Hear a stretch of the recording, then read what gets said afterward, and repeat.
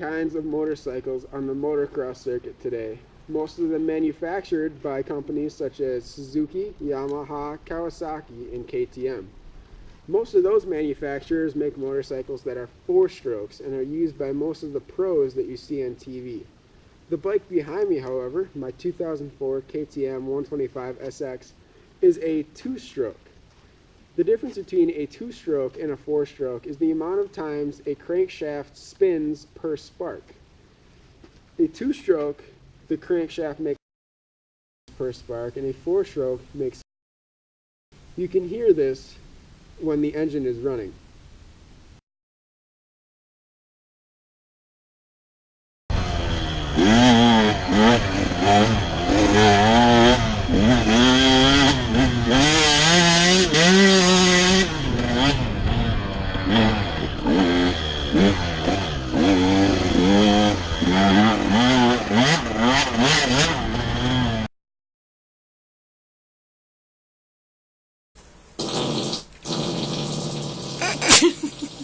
Oh my goodness.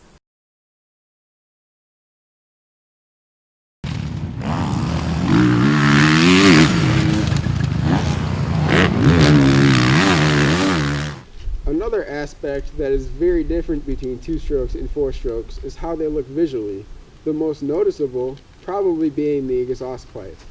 A 4-stroke has a much smaller exhaust pipe that is usually a constant diameter all the way through, whereas a 2-stroke has what is called an expansion chamber that you can see right here.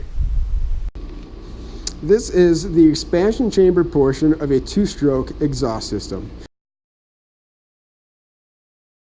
It consists of 5 parts: the header, diffuser, belly, baffle, and stinger. When exhaust comes out of the cylinder, it acts as a wave due to the rhythmic way that an engine runs. For each wave, each part of the expansion chamber has its own job. The header simply gets the exhaust away from the cylinder. The diffuser opens up to allow the wave to expand, which creates a negative pressure which sucks all the extra exhaust fumes out of the cylinder, as well as pulling in fresh air that will help for combustion. The belly acts as a separator between the diffuser and the baffle so that they do not contradict each other. The baffle contracts the wave and creates a positive pressure that then goes back into the cylinder, preventing any more air from escaping so that a higher air pressure can be present for combustion. The stinger regulates the amount of pressure that is in the expansion chamber at all times. By doing this, the expansion chamber is able to regulate what RPMs have the peak power for the engine. By tuning this, you can create an engine that either has a power band that expands over a large amount of RPMs or a very specific RPM that has a larger peak power. By doing this, you can create a 2-stroke dirt bike that will outperform a 4-stroke dirt bike in a peak power band. Another large difference between 2-strokes and 4-strokes is the fact that 2-strokes still use a carburetor, which is located right here on the motorcycle. A 4-stroke usually uses a direct injection system or an electronic fuel injection system, which regulates the amount of fuel that goes directly into the cylinder.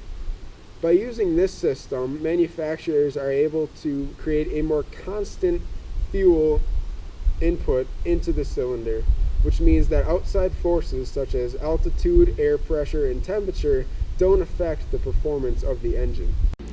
This is the engine of a 2-stroke dirt bike. Right here, you can see the carburetor, which is used to mix air and fuel before sending it to the cylinder for combustion.